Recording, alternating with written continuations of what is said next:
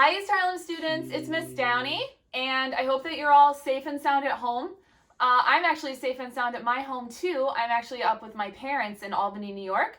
And that means, because I'm home with my parents, I also get to spend time with two of my three brothers. So one of my brothers is a math teacher in Washington, D.C., but my other two brothers live here with my parents, and their names are John and Sean. Sean, yes. So these are my brothers, John and Sean. We're exactly 14 months apart. I was born on July 20th, and they were born on the following September 20th. And Sean and John have a disability called what? Twins. Oh, yes, they are identical twins, which means they look exactly the same. And they have a disability called autism. So Autism. Yes, autism. So autism allows my brothers to see the world differently and think differently, and they process information differently. All right, so because they have autism, sometimes we have to talk a little differently or do things a little differently, but they're still the same type wonderful people, just like everyone else. Alrighty, East Harlem students, so today we're going to be making something in my parents' kitchen that I used to make all the time growing up. We're going to make something called Swedish brownies. They're super easy to make. And we're going to tell you the ingredients you need for these brownies. So, it's very simple. You only need 5 ingredients. You need, Sean, what do you need? Sugar. And? Vanilla extract. Vanilla extract. And? Eggs. How many eggs? 2. 2 eggs. Margarine. You also need margarine. Flour. And the last thing you need is flour, yes. Alright, so the first thing that you need to do, you're going to take your 2 eggs. You're going to crack them, you're going to put them in a mixing bowl, and you're going to beat them until they are nice and fluffy. So I'm going to do the eggs. John, garbage please. 1. 2, make sure you don't have any shells in your eggs, so your guests don't have any surprises when they're eating them. John, go ahead, sure. You're just going to beat them with a fork until they're nice and mixed up. Next up, you're going to have 1 cup of granulated sugar. You're going to pour into the mixing bowl, the same one that you have your eggs in.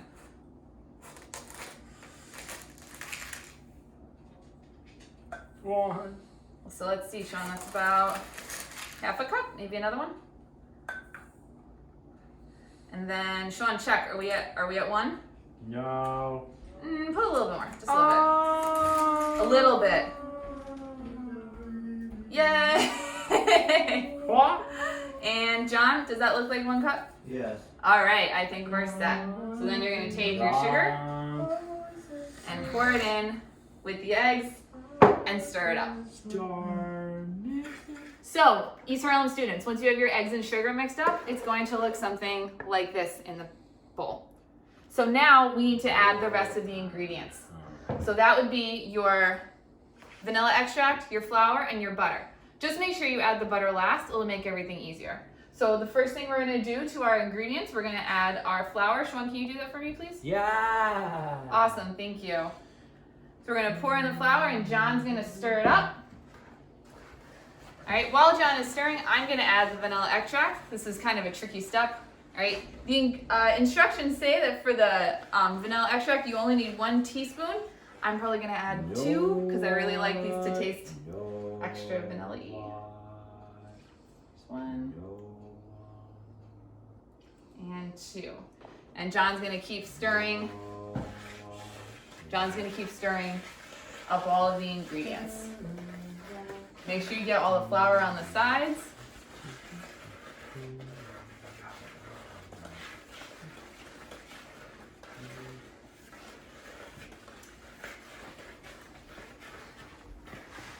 And the last thing we're going to do is add in the melted butter. Actually, Sean, do you want to do this? Yes.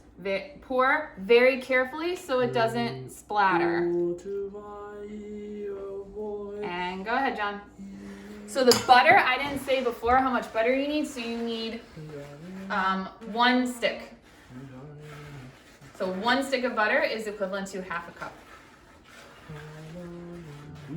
So it was 1 cup of flour, 1 stick of butter, 2 eggs, 1 teaspoon of vanilla extract, And a cup of sugar. Before we pour all of our ingredients, which are now totally mixed up and ready to go, into the pan here, we have to make sure that we grease the bottom of the pan so that after the brownies are done cooking, we can take them out of the pan easily. They're not going to get stuck on the bottom. With brownies, you typically only grease the bottom of the pan. At least that's how I've done it in my family. So that's what I'm going to do right now.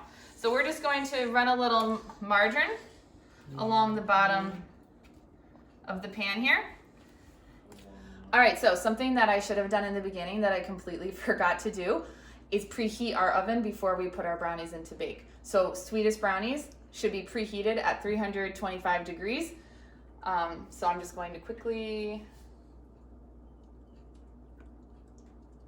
John, little help? How do I preheat the oven? Convection bake. Oh, okay. And then I want 325. And start. 25 and go ahead. Go ahead. John cooks a lot more than I do, as you can see. All right, so now we're going to take our ingredients and we're going to pour them into our brownie pan. So Sean's going to help me with this. Yes. Go ahead, Sean. You can start pouring them in. Start pouring them in. Good job. We'll do it this way.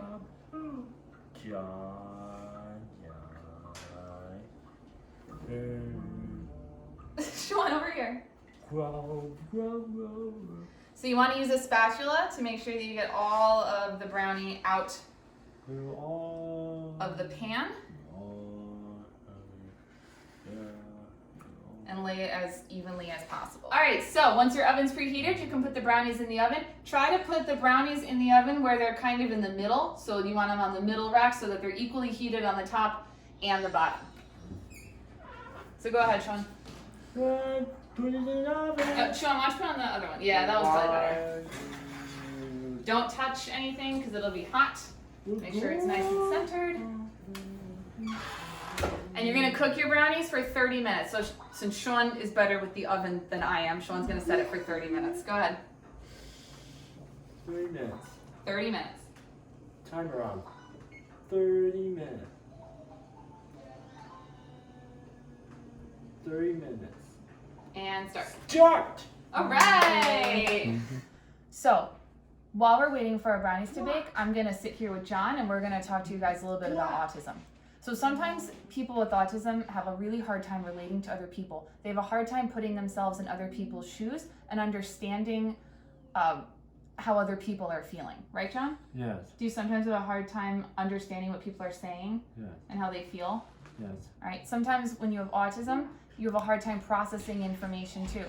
Do people sometimes speak too quickly and they need to slow down? Yes.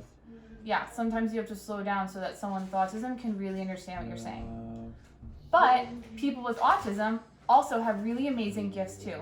John here, for example, is basically a human calculator. When I was in school, I never needed a calculator because I always had John to help me with my math homework.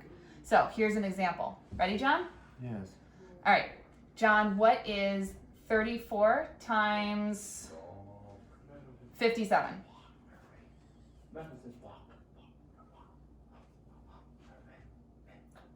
1,938. Nice job, bud. All right, and the next one, let's do one more. John, I'm going to give you a hard one. Is that okay?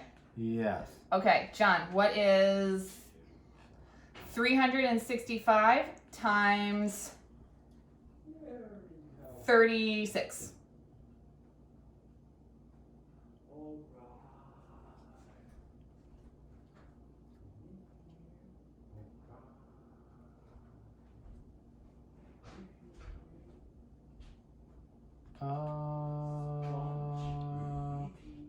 It takes a long time to think.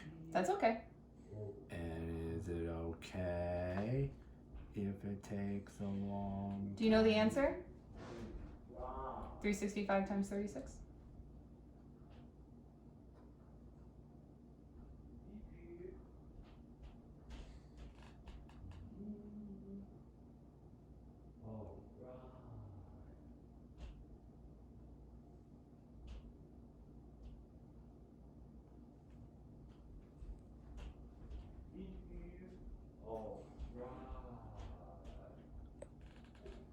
$13,140. Yes, that is correct. It just took you a while, right? Yes. But you got it. Excellent job. So besides being a human calculator, John's got another really cool gift. He can do puzzles in record time. So he can do them really, really fast. So this puzzle right here, John started this morning. And John, how long did it take you to do this 750-piece puzzle? 3 hours. Yeah, it took you about 3 hours this morning. Usually, John, what's your favorite number of puzzle pieces to do? 500. Yeah, John does a lot of 500-piece puzzles. And how long does that normally take you? 2 hours. Yeah. So sometimes John even does 1,000-piece puzzles, which take about how many hours to do 1,000-piece? 4 hours. Yeah, like about 4 hours to do 1,000-piece. 4 or 5, right? Yes. To do 1,000-piece puzzle. Do you ever do 2,000s? No. John has a limit, right? Yes. What's the biggest puzzle you've ever done? I don't know. You don't remember? I don't remember. Didn't you do a 3,000 last year? No, you didn't. Oh, I thought you did. All right. Well, this one was 750 and it took him 3 hours, so I think that's pretty impressive, right? Yes. Yeah. So the brownies cooked for about 30 minutes. Now we're just gonna leave them out to cool. All right. Leave them out for about 2 or 3 hours. Make sure that they are cool enough to touch and eat by the time you cut them. And that's it. So these are our Swedish brownies, right, boys? Right, guys? Oh, Yeah. I apologize. Right, guys? Yes. Hello. Okay, sometimes teachers don't read the instructions as carefully as they should, just like students sometimes don't read the instructions as carefully as they should when they're doing assignments. So in this case, I made a small mistake. I totally forgot, because I haven't made these brownies in so many years, that you're supposed to make them in an 8x8 pan, which is about half the size of this pan. So you're supposed to use a smaller pan for this amount of brownie.